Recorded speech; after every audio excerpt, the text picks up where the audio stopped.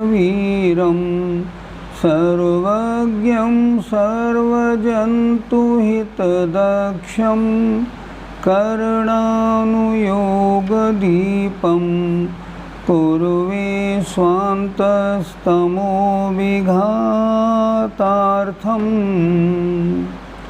पंच परमेष्ठी भगवान की जय।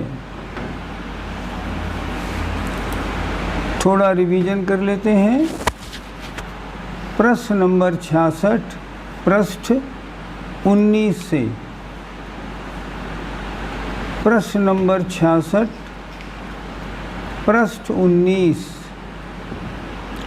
पर्याप्तक, निवृत्त पर्याप्तक और लब्ध पर्याप्तक किसे कहते हैं?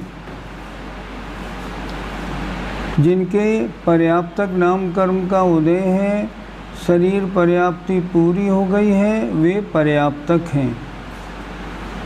जिनके पर्याप्तक नाम कर्म का उदय है लेकिन अभी शरीर पर्याप्ति पूरी नहीं हुई, वे निवृत्त पर्याप्तक हैं। और जिनके अपर्याप्तक नाम कर्म का उदय है, जिनकी एक भी पर्याप्ति ना तो पूरी हुई है और ना होगी, उन्हें अपर्याप्तक कहते हैं। आगे प्रश्न नंबर 67। लब्ध पर्याप्तक जीव एक अंतर मुहूर्त में अधिक से अधिक कितने भव धारण कर सकता है?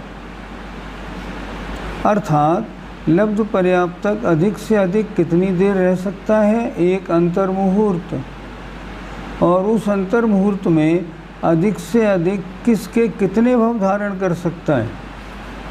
देखें, एक इंद्रिय जीव के इन्होंने 11 भेद लिखे। पृथ्वी का एक, जल का एक, अग्नि का एक, वायु का एक, और साधारण वनस्पति के बादर और सूक्ष्म।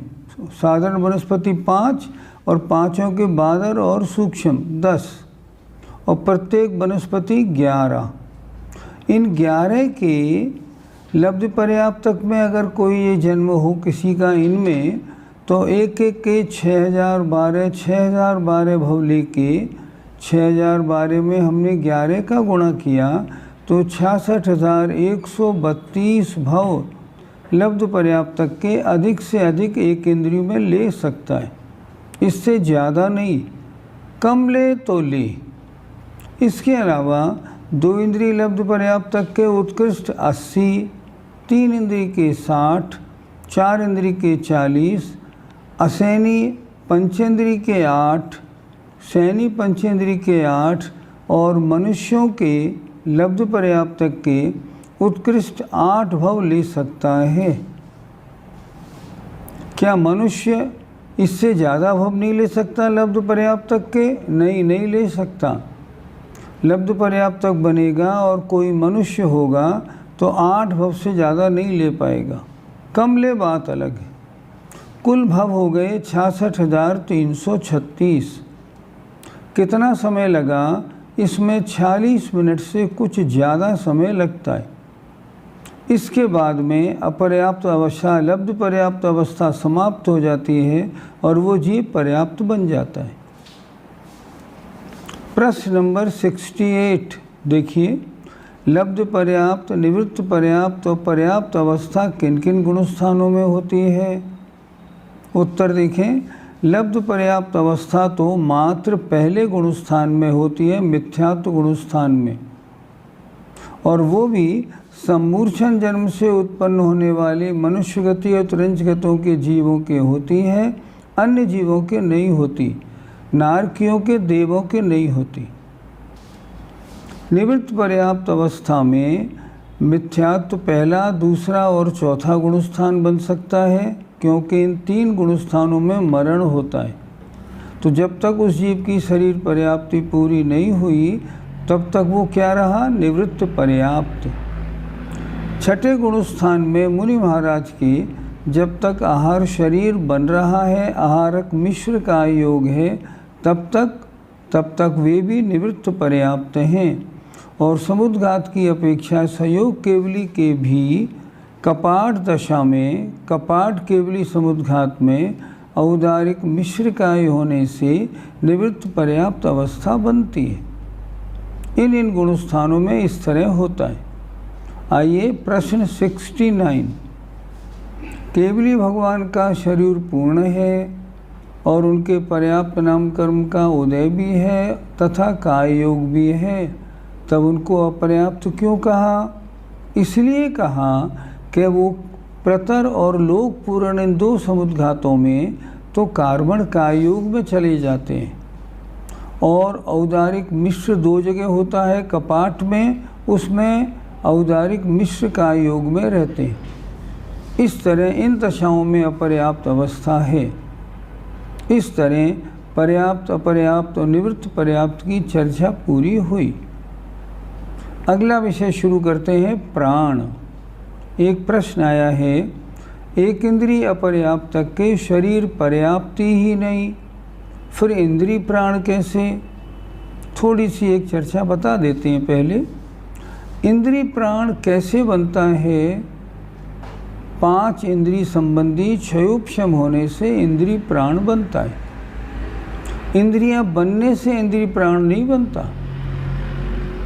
जब कोई जीव विग्रह गति में होता है, शरीर ही नहीं है, इंद्रियां कहाँ से बनेंगी?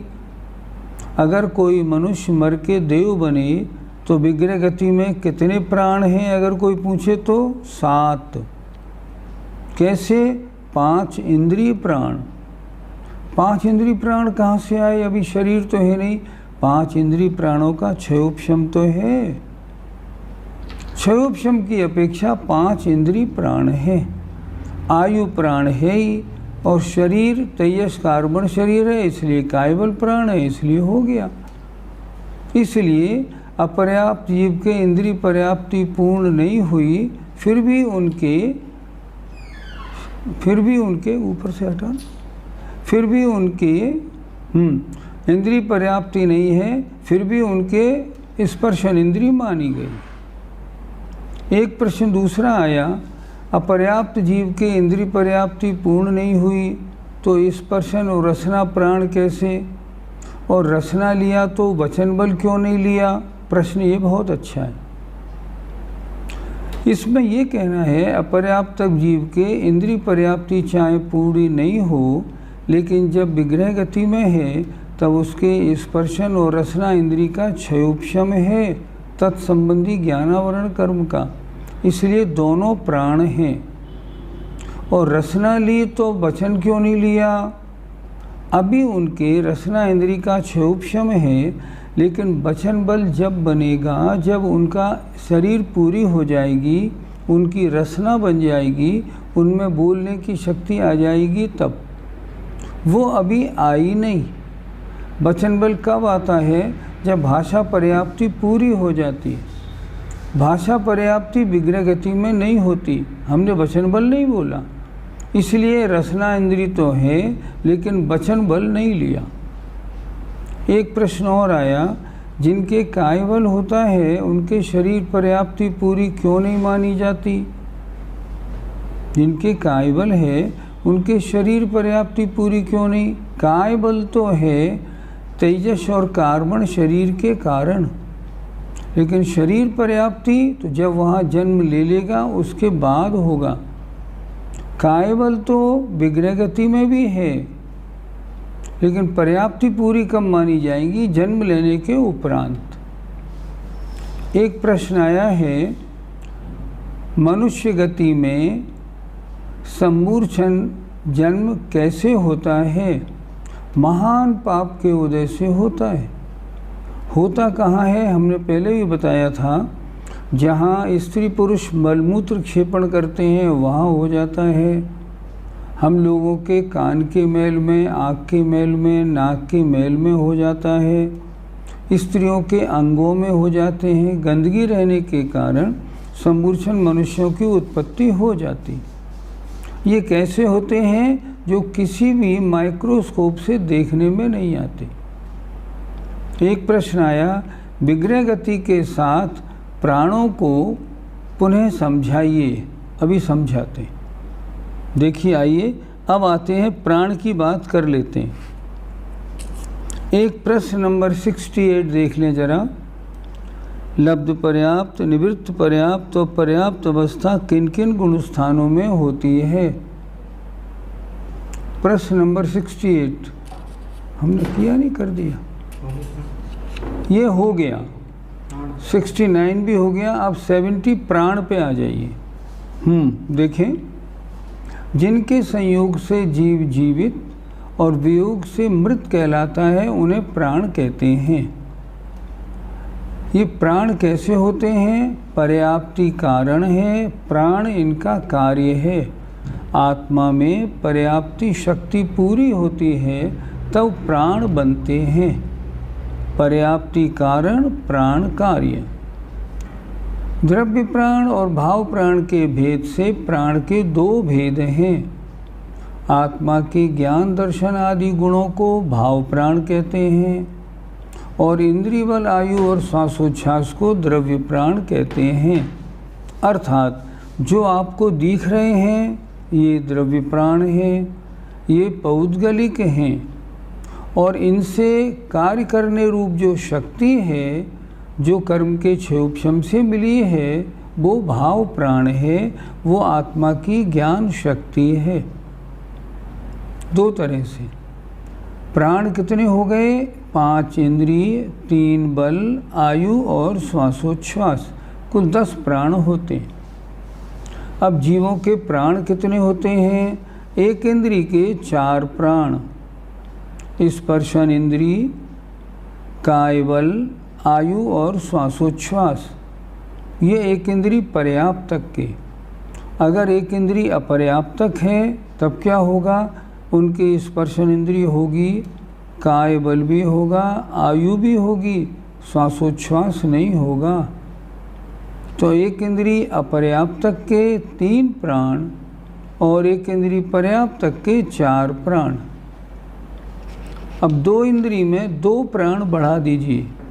इंद्रियां 2 हो गई, स्पर्शन रचना, बल भी 2 हो गई, वचन बल और काय बल, आयु और श्वासोच्छ्वास। 6 प्राण पर्याप्तक 2 इंद्रिय के, लेकिन 2 इंद्रिय अपर्याप्तक के मात्र 4 प्राण। अर्थात 2 इंद्रिय, काय बल और आयु। अभी वचन बल भी नहीं आया, अभी श्वासोच्छ्वास भी नहीं आया। अब 3 इंद्रिय में आ जाए तो 1 बढ़ गया, 1 इंद्रिय 7, 4 इंद्रिय में 8, असैनी पंचेंद्रिय में 9 और सैनी पंचेंद्रिय में 10 प्राण होते हैं। हमारे और आपके 10 प्राण हैं। आगे देखें, प्रश्न नंबर 72। नया पाठ आज शुरू करते हैं। संज्ञा किसे कहते हैं और उसके कितने भेद हैं? कल एक बात हमने बताई थी, शायद आपने नोट की हो। केवली भगवान के प्राण कितने? 4। केवली भगवान के 4 प्राण। इंद्रिय प्राण नहीं। क्यों? क्योंकि उनके ज्ञानावरण कर्म का अब क्षयोपशम नहीं है, ज्ञानावरण कर्म समाप्त हो गया। मनोबल प्राण नहीं, क्योंकि मन संबंधी क्षयोपशम ज्ञानावरणी का नहीं है, वो भी खत्म। अब उनके वचन बल, काय बल, आयु और श्वासोच्छ्वास 4 प्राण हैं। और 14वें गुणस्थान वर्ती अयोग केवली के इंद्रिय प्राण नहीं, मनोबल प्राण, वचन बलवान, कायबल प्राण भी नहीं। क्यों कायबल प्राण क्यों नहीं बता रहे हैं आप?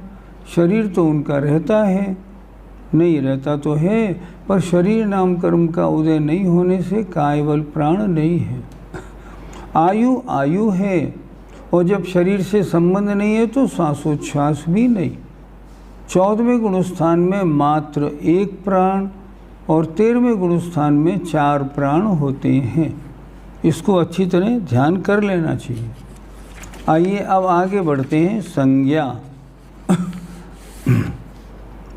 संज्ञा किसे कहते हैं, उसके कितने भेद हैं? रोज़ एक नया विषय शुरू होता है, उसकी अच्छी घुटाई होनी चाहिए। आइए संज्ञा देखते हैं।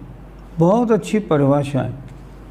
जिनसे संक्लेशित होकर जीव इस भव में और जिनके विषय का सेवन करने से जीव दोनों ही भवों में दारुण दुख को भोगते हैं, दारुण दुख को प्राप्त होते हैं, उसे संज्ञा कहते हैं।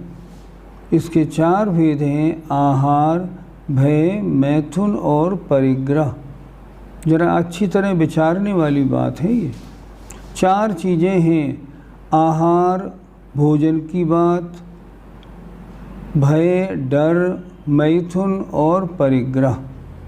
और ये 4 संज्ञाएं, संज्ञा माने भाव, इन विषयों को प्राप्त होने की तमन्ना, इनको प्राप्त होने में निरंतर लगा रहना, ये होती है संज्ञा। देखिए परिभाषा कितनी अच्छी है, जिनसे संक्लेशित होकर जीव इस भव में और जिनके विषय का सेवन करने से जीव दोनों ही भवों में दारुण दुख को प्राप्त होते हैं। हम और आप सोचें, ये पर्याय हमको मिली, इस पर्याय में बस ये 4 ही दुख हमें हैं, आहार, भय माने डर, मैथुन और परिग्रह। अगर ये 4 डर हम निकाल दें तो हमारा कल्याण ही हो जाए। परिग्रह नहीं रहे तो मुनि बन जाए, आहार की चिंता नहीं तो अभक्ष भक्षण का सारा काम भी खत्म हो जाए, और भय तो डर तो हमेशा रहता है अपने शरीर का, मरने का। मैथुन पंच इंद्रियों के भोगों की वासना ने तो सारा जीवन ही खराब कर दिया। इन 4 से संक्लेशित होकर जीव इस भव में और जिनके विषय का सेवन करने से जीव दोनों ही भवों में, इस भव में और अगले भव में दारुण दुख को प्राप्त होते हैं, उसे कहते हैं संज्ञा। बड़ी भयंकर चीज़ है और ये किसी को नहीं छोड़ती। 4 भेद, आहार, भय, मैथुन और परिग्रह। परिभाषा देखते हैं। आहार संज्ञा किसे कहते हैं? अंतरंग में असाता वेदनी कर्म की उदीर्णा होने से तथा बाह्य में आहार देखने से अथवा उस ओर उपयोग जाने से अथवा पेट खाली होने से जीव को जो आहार की इच्छा होती है उसे कहते हैं आहार संज्ञा। भोजन न मिले, धर्म ध्यान पढ़ाई लिखाई कुछ नहीं होता। पहले तो पेट में भोजन डाले तब काम बनेगा, नहीं तो नहीं। ये आहार संज्ञा है। कितनी अच्छी परिभाषा लिखी। ये आहार संज्ञा होती क्यों है? तो अंतरंग में तो असाता वेदनी कर्म की उदीर्णा होने से, उदीर्णा माने सब समय से पहले उदय में आ जाने से। दूसरी बात बताई उन्होंने, बाह्य में आहार देखने से। कभी कभी क्या होता है, किसी बाज़ार में किसी बढ़िया मिठाई वाले की, कचौड़ी वाले की दुकान है और हमको वो चीज़ बड़ी पसंद है। हम वहाँ से निकले और हमको वो गरम गरम बनती हुई तैयार दिख गई। घर से खाना खा के आए हैं और जैसे ही उसकी स्मेल नाक में पहुँची, भूख लग जाती है। लाओ लाओ 2 कचौड़ी तो ले ही लें, गर्मा गर्म बन रही है। इसका नाम है आहार संज्ञा। और आगे लिखा, उस ओर उपयोग जाने से आपने पत्नी को बोला आज फलां चीज़ बनाना। अब मंदिर से घर की ओर सुबह चले तो याद आ गई, जल्दी चलो आज तो बन के तैयार मिली होगी। इसका नाम आहार संज्ञा है।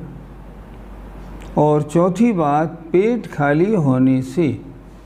आहार की इच्छा होने के 4 कारण लिखे, चारों बड़े सटीक और बहुत अच्छे 4 कारण। पहला कारण असाता वेदनी कर्म का उदय उदीर्णा होने से। दूसरा कारण बाहर आहार देखने से। तीसरा कारण आहार की ओर उपयोग जाने से। चौथा कारण पेट खाली होने से। हमने देखा बहुत से व्रती घर इसलिए नहीं जाते हैं मंदिर से, घर जाएंगे तो खाने पीने की खुशबू आएगी तो मन चल जाएगा, आहार की इच्छा हो जाएगी। यही कारण यहाँ आहार संज्ञा की परिभाषा में दिए। इसलिए उन निमित्तों से दूर रहने की आवश्यकता है। इसके कारण क्या होता है, आहार की इच्छा हो जाती है, वह है आहार संज्ञा। ये हम सबके हैं और हर जीव के होती है। आगे बढ़ें। दूसरी भय संज्ञा किसे कहते हैं? डर। देखें, अंतरंग में भय नो कषाय की उदीर्णा होने से, नो कषाय नौ, हास्य, रति, अरति, शोक, भय, जुगुप्सा, स्त्री वेद, पुरुष वेद, नपुंसक वेद। अब इनमें से भय की उदीर्णा माने उदय हो जाए।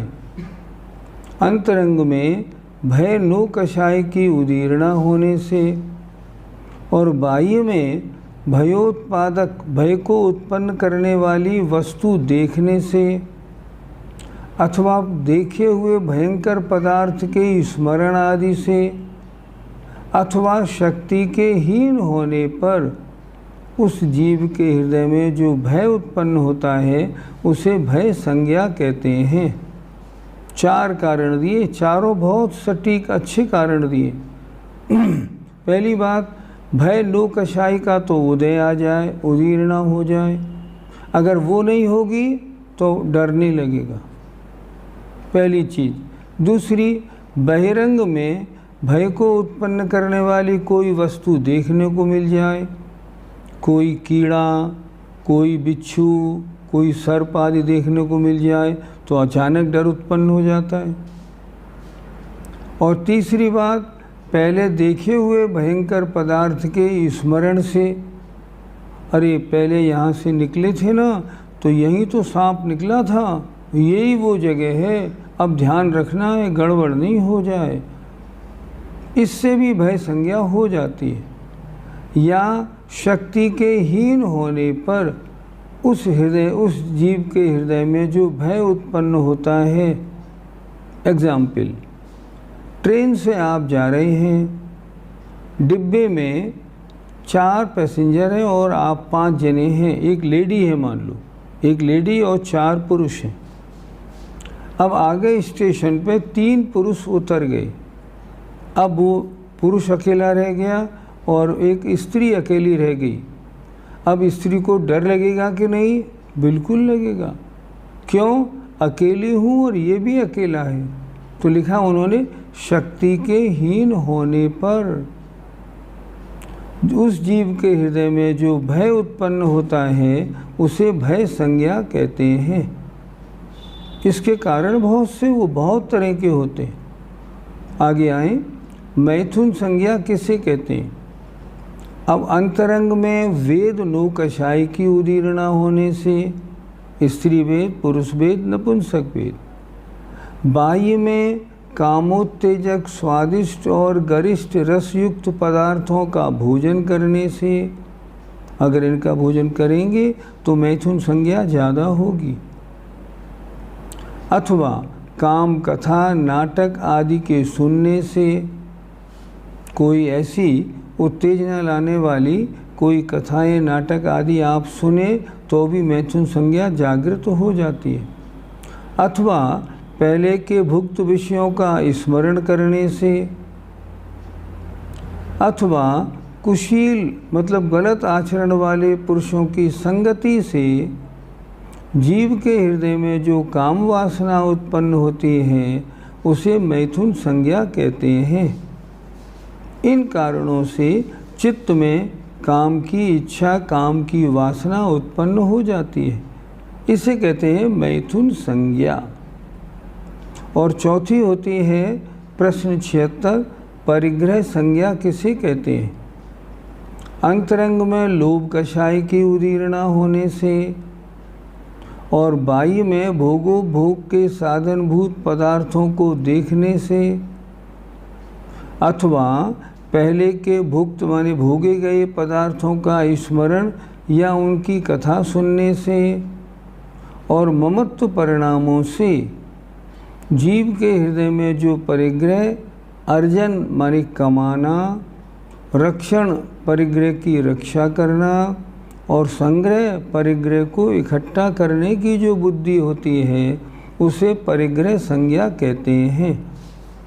कितना अच्छा लिखा है देखिए, अंतरंग में लोभ कषाय की उदीर्ण ना हो, बाह्य में भोग के साधनभूत पदार्थों को देखने से, मंदिर में गए, किसी प्रोग्राम में गए और किसी लेडी की अच्छी ज्वेलरी देख ली, नहीं ये ज्वेलरी बहुत अच्छी है, ऐसी मुझे लानी है, परिग्रह संज्ञा हो गई। किसी की वस्त्र देख लिए, बात बन गई। किसी के घर गए, दरवाजे पे बड़ी बड़ी कारें खड़ी हुई थी, कार देख ली, मन में लालच आ गया, परिग्रह की इच्छा हो गई।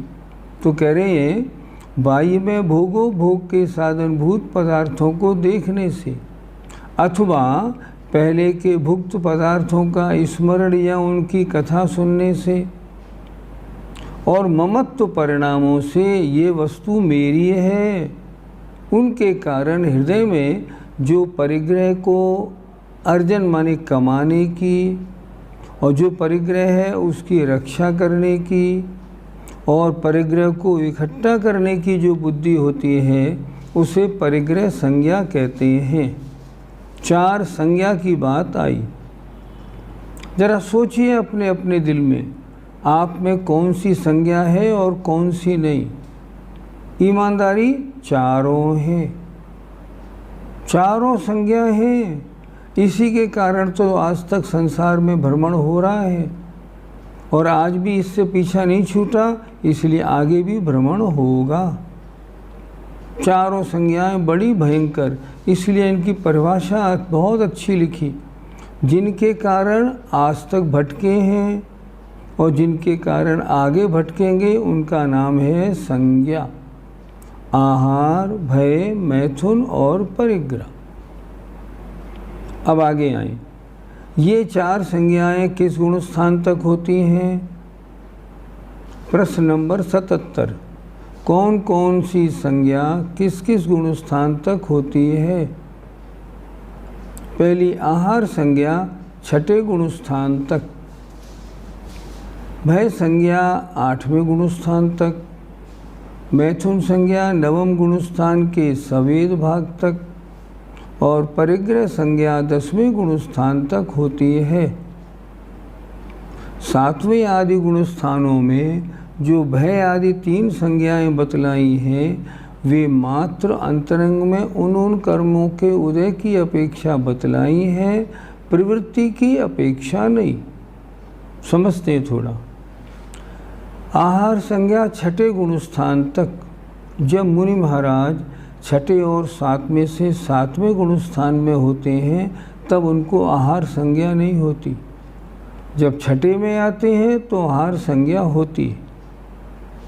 आचार्य जी कहते हैं हम जाते हैं आहार लेने, तो हम जब हाथ आगे बढ़ाते हैं, हमने हाथ आगे बढ़ाया ग्रास के लिए, हमारे आहार संज्ञा हुई, हमारा गुणस्थान 6ठा, और हमने उसको शोधा, अगर ठीक नहीं होगा तो नहीं लूँगा, मुझे शुद्ध भोजन लेना है, उस समय आहार संज्ञा नहीं है, उस समय जीव रक्षण का, महाव्रत को पालने का भाव है। इसलिए आहार संज्ञा 6ठे गुण स्थान तक। जब 7वें गुण स्थान में मुनिराज होते हैं तो आहार संज्ञा नहीं होती। आगे लिखा भय संज्ञा 8वें गुण स्थान तक। क्यों? क्योंकि 8वें गुण स्थान में भय का अनुदय खत्म हो जाता है। भय या तो उसका उपशम हो जाता है या उसका क्षय हो जाता है। 9वें गुण स्थान में भय नहीं रहता, इसलिए भय कहाँ तक? 8वें गुण स्थान तक। मैथुन संज्ञा 9वें गुण स्थान के सवेद भाग तक। 9वें गुण स्थान के 2 हिस्से हैं। जब 9वें गुण स्थान में मुनि महाराज प्रवेश करते हैं तब वे क्या करते हैं? इन वेदों का नाश करते हैं बीच में आके। या तो उपशम हो जाता है या उनका क्षय हो जाता है। तो इनका उपशम और क्षय होने से पूर्व तक मैथुन संबंधी संज्ञा है, लेकिन उसके बाद में अब मैथुन का कोई विचार आएगा ही नहीं। क्यों नहीं आएगा? कि वेद का या तो उपशम हो गया है या क्षय हो गया है। इसलिए इन्होंने लिखा कि ये क्या हुआ, वेद के मामले में नवम गुणस्थान के सवेद भाग तक, फिर समझिए नौवें गुणस्थान के आधे हिस्से तक पुरुष वेद, स्त्री वेद, नपुंसक वेद का हिस्सा रहता है, कर्म रहते हैं, उनका ना उपशम हुआ है ना क्षय हुआ, तो वहाँ तक मैथुन संज्ञा है। और जब उन तीनों का उपशम या क्षय हो गया तब फिर अवेद भाग बन गया, अब मैथुन संज्ञा समाप्त हो गई। परिग्रह संज्ञा कहाँ तक बताई है? परिग्रह संज्ञा 10वें गुणस्थान तक। कारण अभी वहाँ सूक्ष्म लोभ है और लोभ के कारण परिग्रह संज्ञा बनती है। इसलिए ये 4 संज्ञाएं 6ठे, 8वें, 9वें और 10वें गुणस्थान तक पाई जाती हैं। आगे इन्होंने क्या लिखा? 7वें आदि गुणस्थानों में जो भय आदि 3 संज्ञाएं बतलाई हैं वे मात्र अंतरंग में उन कर्मों के उदय की अपेक्षा बतलाई हैं, प्रवृत्ति की अपेक्षा नहीं। क्या मतलब? 7वें गुणस्थान में भय बताया तो सप्तम गुणस्थानवर्ती मुनिराज को भय कैसा रहता होगा? नहीं, इसलिए कह रहे हैं भय तो नहीं होता, लेकिन भय कर्म की उदीरणा उदय है, इसलिए वहाँ भय बताया है। 7वें और 7वें से आगे के गुणस्थानों में क्या मैथुन संज्ञा है? नहीं, मैथुन संज्ञा तो नहीं है, लेकिन वहाँ वेद सत्ता में उदय में है, उदय में होने के कारण मैथुन संज्ञा बताई है। उसी तरह 6ठे 7वें गुणस्थान के बाद में परिग्रह को प्राप्त करने का, अर्जन करने का, रक्षण करने का भाव नहीं रहता, इसलिए 7वें गुणस्थान से आगे परिग्रह संज्ञा बताई क्यों? क्योंकि लोभ कषाय है। एक उदाहरण से समझते। तत्वार सूत्र में एक सूत्र आता है 11 जिने, अर्थात जिनेंद्र भगवान के 11 परिचय होते हैं, तो वे परिचय तो जिनेंद्र भगवान के एक भी नहीं होती। तीर्थंकर भगवान 13वें गुणस्थान में कोई केवली भगवान है, क्या उनके कोई होती है क्या परिचय? कोई नहीं होती। फिर ये क्यों लिख दिया? क्योंकि वहाँ असाता वेदनी का उदय है, इस कारण 11 परिचय लिखी हैं। इसीलिए यहाँ कह रहे हैं 7वें और 7वें से आगे के गुणस्थानों में आहार, भय, मैथुन, परिग्रह कोई भी संज्ञा नहीं होती। तो इनको क्यों बताया आपने परिग्रह संज्ञा को 10वें गुणस्थान तक? सिर्फ कर्म के उदय के कारण बता दिया। वास्तव में 7वें गुणस्थान और उससे आगे कोई संज्ञा नहीं होती। उस समय मुनिराज के परिणाम शुद्धोपयोग में होते हैं और उनका बहिरंग से कोई वास्ता नहीं होता, वो तो अपने आत्मा में डूबे हुए रहते हैं। इस कारण इस तरह संज्ञाओं की चर्चा पूरी हो गई। संज्ञा 4 होती हैं, आहार, भय, मैथुन और परिग्रह। कुछ प्रश्न आए देखो। लब्ध पर्याप्तक के ये भव जो बताए 66,336 लगातार होते हैं क्या? जैसे 2 इंद्रिय लब्ध पर्याप्तक तक के 80 भव हैं तो वे लगातार होते हैं क्या? यहाँ लिखा अगर 2 इंद्रिय में अपर्याप्त नाम कर्म के उदय वाला जन्म ले, अधिक से अधिक 80 जन्म ले सकता है। 3 इंद्रिय में अधिक से अधिक लगातार कंटिन्यू 60 भव ले सकता है, इससे ज़्यादा नहीं। 4 इंद्रिय में 40 भव ले सकता है। इस तरह इनका वर्णन है।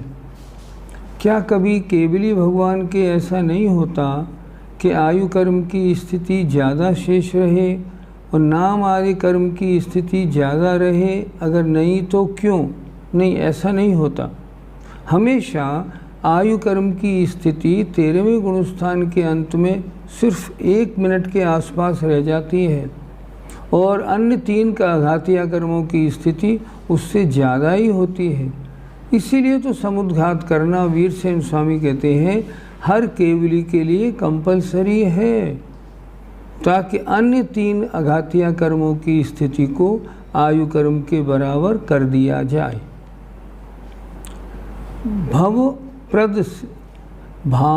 प्रद से तो हम हमेशा, भाव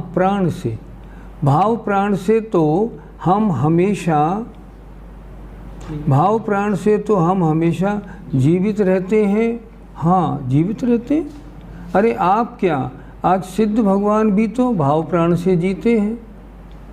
द्रव्य संग्रह की एक गाथा उन्होंने स्पष्ट लिखी, इंदी बल माऊ आण पाणु या बवहारा सो जीवो और निच्छेण दो चेतना जस्स।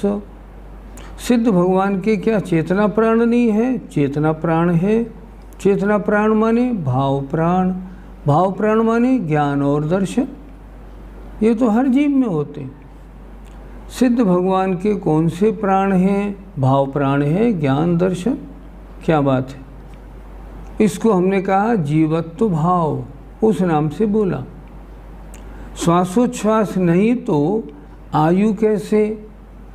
श्वासोच्छ्वास तो इसलिए नहीं है क्योंकि अभी श्वासोच्छ्वास पर्याप्ति पूरी नहीं हुई, लेकिन आयु में आपने जन्म तो ले ही लिया, इसलिए श्वासोच्छ्वास नहीं है तो भी आयु तो है। पर आयु कितनी है? नाम मात्र 1/24 सेकंड, उसके बाद आपको मरना है। इसलिए अपर्याप्त जीव के श्वासोच्छ्वास नहीं तो फिर मरता है। हाँ बिल्कुल, अपर्याप्त जीव की आयु कितनी? 1/24 सेकंड। इसलिए इतनी जल्दी जल्दी मरता क्यों है? श्वास ही नहीं ले पा रहा। अरे शरीर ही नहीं है उसका, तो मरेगा नहीं तो क्या होगा? इसलिए वो जल्दी जल्दी मरता है। एक सांस में, एक नाड़ी की धड़कन में 18 बार जन्म मरण हो जाता है उसका कारण ही वही होता है। द्रव्य प्राण की तरह भाव प्राण भी 10 तरह के होते हैं क्या? नहीं, गलत, ऐसा नहीं होता। द्रव्य प्राण के 10 भेद हैं, भाव प्राण के 2 भेद, ज्ञान और दर्शन। बस इसी का नाम जीवत्व है। इसमें असाता वेदनी का उदय नहीं होगा क्या? किस में? क्या प्राणों में? समझ में नहीं आया, आप क्या पूछना चाहते हैं? असाता वेदनी का उदय किस में? स्पष्ट नहीं है आपका प्रश्न। आगे है, लेकिन जब व्रत करते हैं उस दिन तो आहार बनाने से भी खाने की इच्छा तो नहीं होती। हाँ, कुछ के नहीं होती है, लेकिन कुछ के तो होती है। बच्चों को आप देखिए, 10-15 वर्ष के आपके बच्चे हैं मान लो, और उन्होंने आज उपवास रखा है। अब वो जब भी रसोई में जाएंगे तो उनको मन चंचल होगा कि नहीं होगा? होगा, क्यों नहीं होगा? आप तो बड़े हैं, आप तो मजबूत हैं, इसलिए आपको देखने से फ़र्क नहीं पड़ता, लेकिन औरों को तो फ़र्क पड़ता है। आहार संज्ञा की परिभाषा में उदय की जगह उदीर्णा क्यों कहा? काम 2 तरह से होते हैं, एक उदय से कार्य होता है और एक कार्य होने पर उदीर्णा होती है।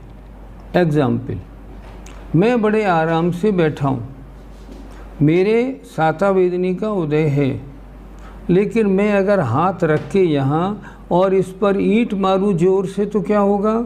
एकदम पीड़ा होगी। ये पीड़ा क्यों हुई?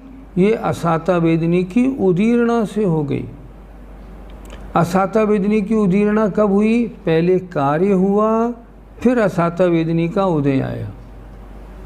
तो पहले आपने बाजार में जाते हुए हलवाई के यहाँ कोई बढ़िया चीज़ देखी, मन में खाने का भाव आया, तो असाता वेदनी की भूख नहीं थी, फिर भी भूख लग आई।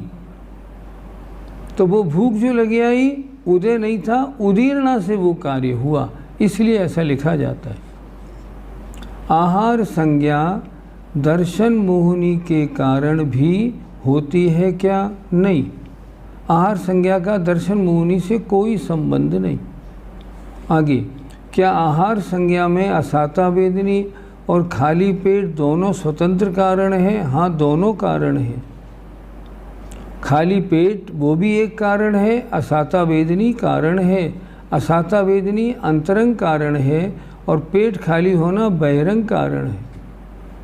यहाँ 7 प्रकार का भय क्यों नहीं लिया गया वो अलग बात, ये अलग बात, लेकिन इस भय में हम सभी भयों को गर्भित कर सकते हैं, कोई आपत्ति नहीं।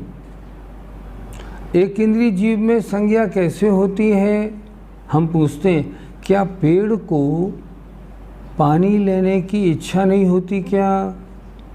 आप देखो, गमले में पेड़ है, आप 3 दिन पानी नहीं दो बिल्कुल मुरझा जाएगा, और आपने पानी दिया आधे घंटे में बिल्कुल खिल जाएगा। क्यों खिल जाएगा? उसको आहार की इच्छा थी, इस कारण। हर जीव की होती है, ये संज्ञा है उनके भी। आगे है, गुण स्थानों में जो संज्ञा होती है उसे एग्जाम्पल से बताइए। ठीक, गुण स्थानों में जो होती है। अब देखो, सप्तम गुण स्थान में यहाँ बताया, मान लो भय संज्ञा होती है। भय तो हो सकता है, मुनि महाराज बैठे हैं धर्मशाला में और उन्होंने देखा कोई सांप का बच्चा निकल आया और चला, तो भय तो हो सकता है, आपत्ति तो कुछ नहीं। लेकिन 7वें गुण स्थान में अगर शुद्धोपयोग में है तब भय होने का काम नहीं, इस तरह। और इन्होंने स्पष्ट लिख दिया, 7वें और 7वें के ऊपर के गुण स्थानों में संज्ञा तो है, लेकिन वहाँ किसी तरह का डर आदि नहीं होता। गुण स्थानों में संज्ञा होती है, यू उसके एग्जाम्पल से बताइए। मैं बता रहा हूँ, सब हो जाते हैं। अब 6ठे गुण स्थान में आहार की भी बात होती है, कभी भय भी लग जाता है, मैथुन के परिणाम कभी बन सकते हैं। इसीलिए तो कहा है, शाम सूर्यास्त के बाद महिलाएं जहाँ मुनि महाराज ठहरे हों वहाँ प्रवेश ना करें, चित्त बिगड़ने में कितनी देर लगती है। इस तरह शास्त्रों में ये भी लिखा है आए मुनियों के लिए कि जो बहुत बड़े बड़े सेठ हैं या बड़े बड़े राजा हैं, उनके यहाँ आहार लेने नहीं जाना। क्यों नहीं जाना? क्योंकि उनका ठाट बाट देख के किसी चीज़ के प्रति, किसी परिग्रह के प्रति वांछा उत्पन्न हो सकती है। अगर ऐसा होता तो कैसा रहता? मेरी भी पत्नी पहले खूब ज्वेलरी ऐसी पहनती थी, उसके पास भी ऐसा हार था, तो गड़बड़ हो सकती है। शास्त्रों में स्पष्ट लिखा है, ज़्यादा पैसे वाले, ज़्यादा वैभव वाले बड़े बड़े सेठ और राजाओं के यहाँ मुनि आहार को उनके महलों में न जाएं। इससे क्या है, कारण मिलने से संज्ञाएं उत्पन्न हो सकती हैं। आगे आया, ये जो विग्रह गति में प्राण बता रहे हैं वो छोड़ी हुई पर्याय की हा जाने वाली पर्याय की, अच्छा, छोड़ी हुई पर्याय के हैं या आ जाने वाली पर्याय के हैं?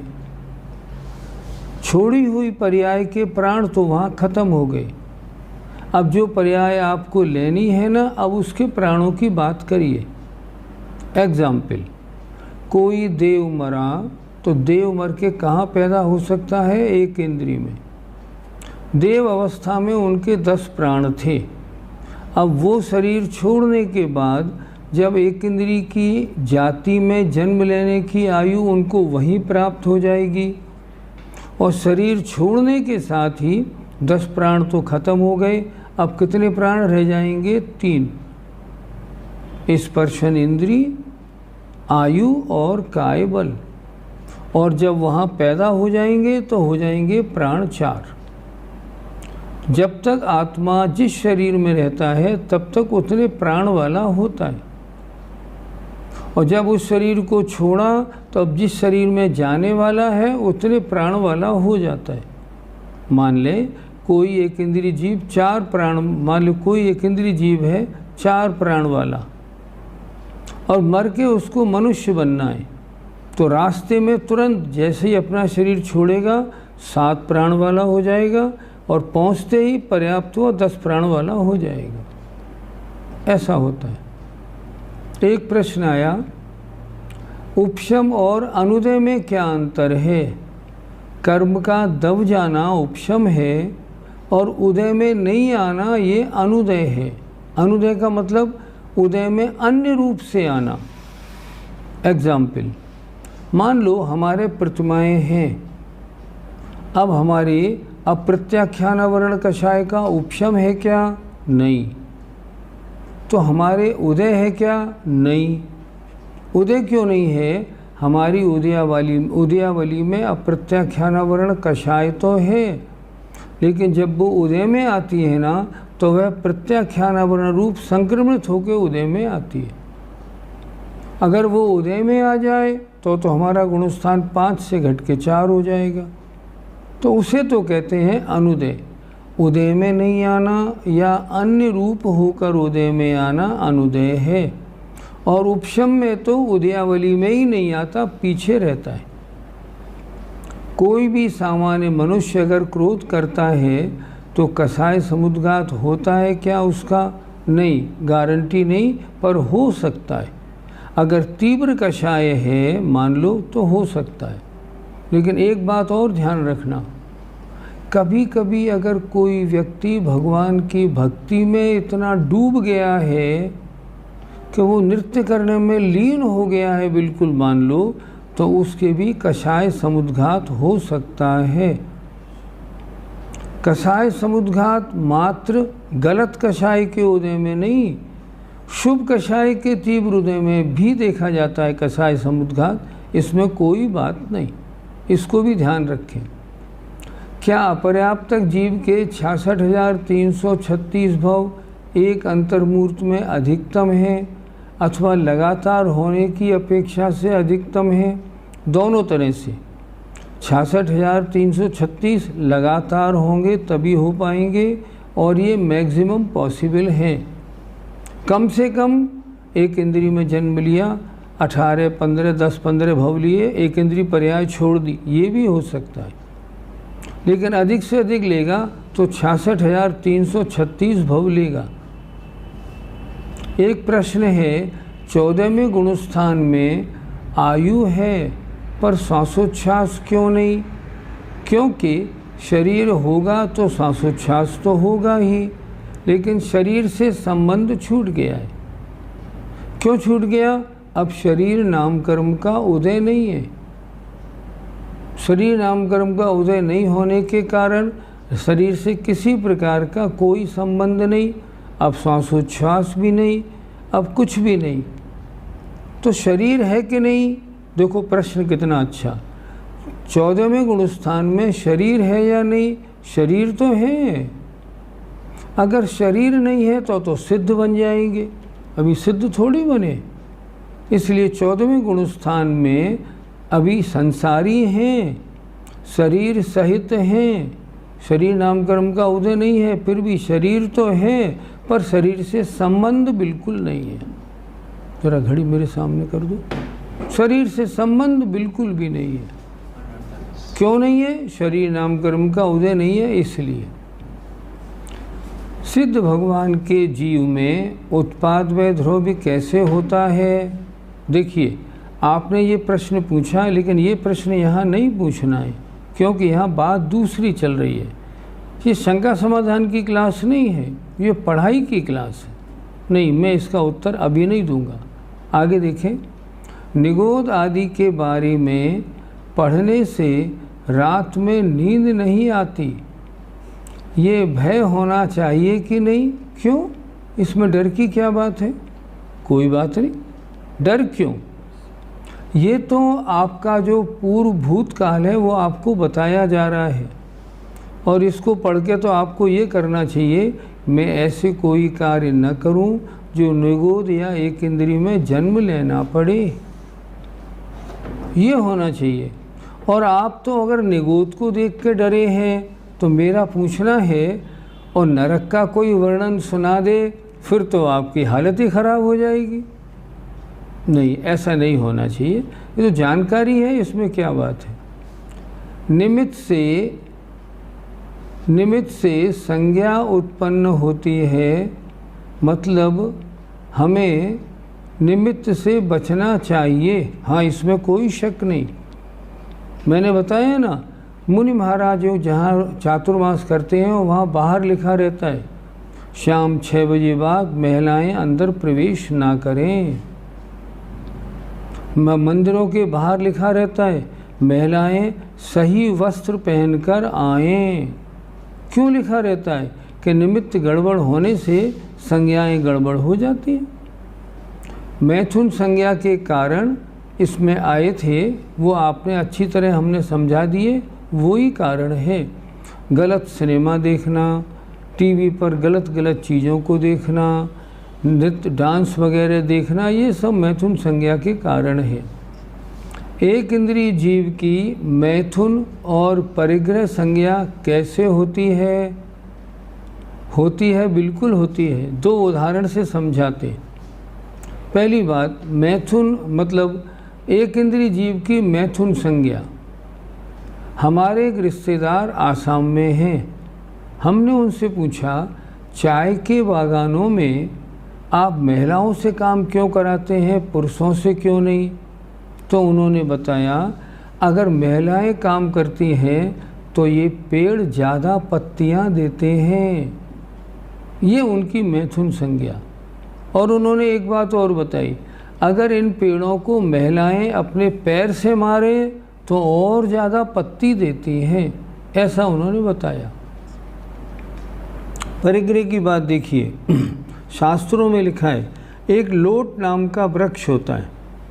लोट वृक्ष यहाँ लगा हुआ है।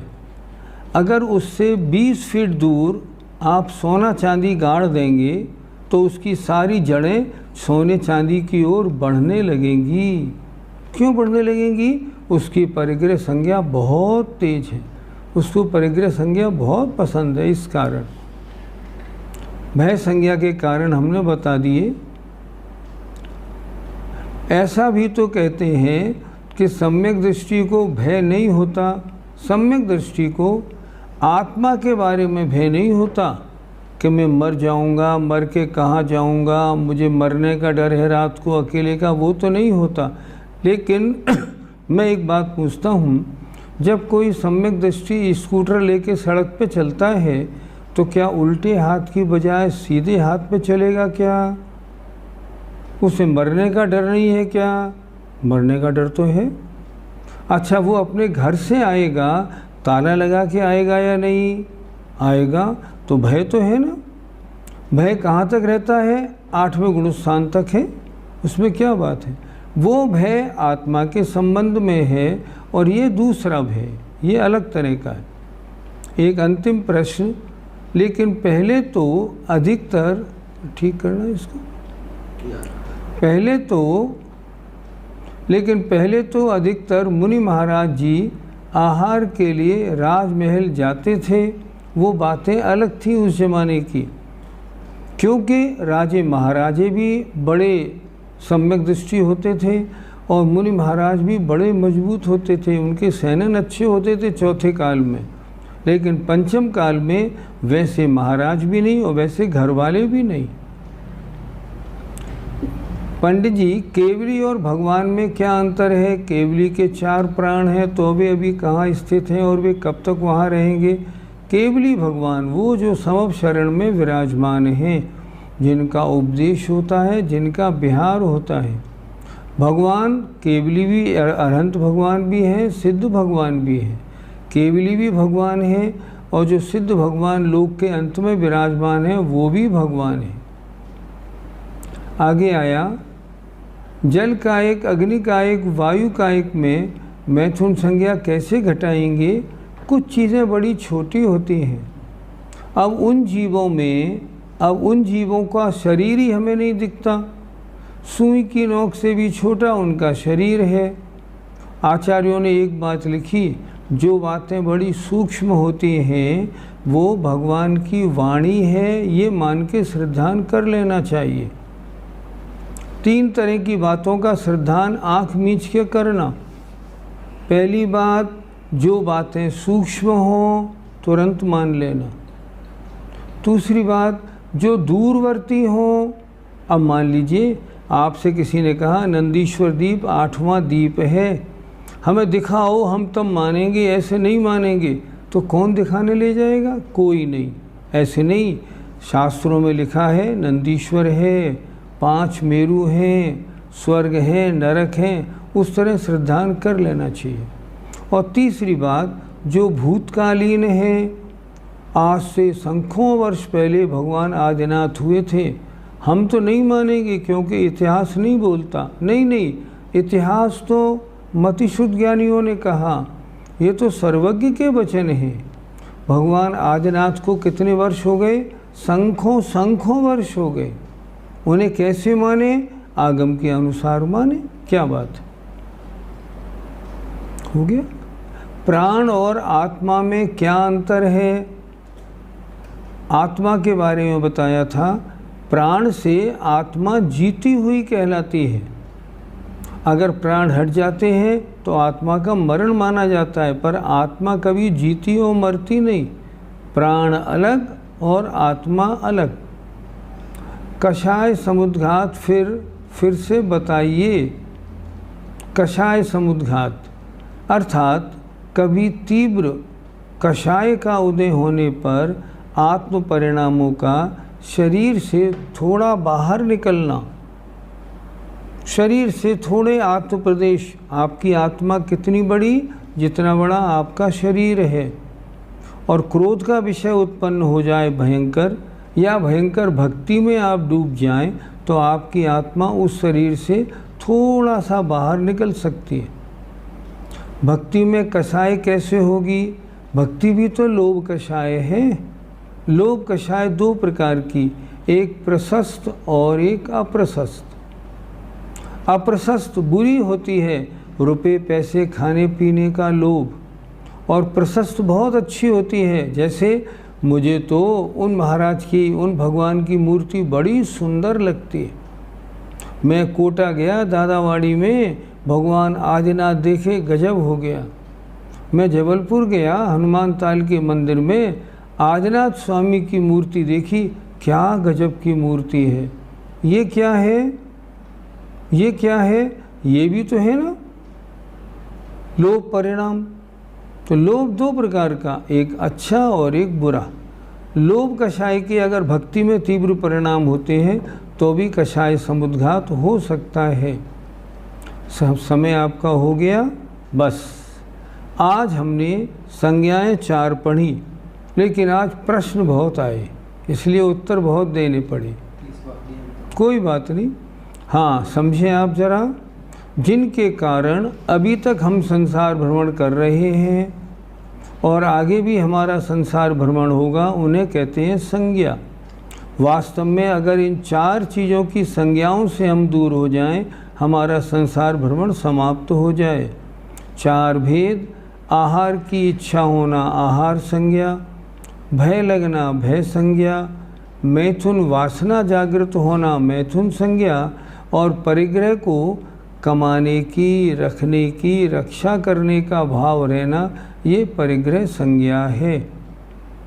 ध्यान देने की बात, हमारे 4 संज्ञाएं हैं, लेकिन हमें इन 4 संज्ञाओं को दिन प्रतिदिन घटाना है। ये आज का पाठ पढ़ने की शिक्षा है। हमें उम्मीद है सब इस शिक्षा पे लगेंगे। लगेंगे कि नहीं लगेंगे? बोलिए ना, लगेंगे। ठीक। जय जिनेन्द्र, जय जिनेन्द्र।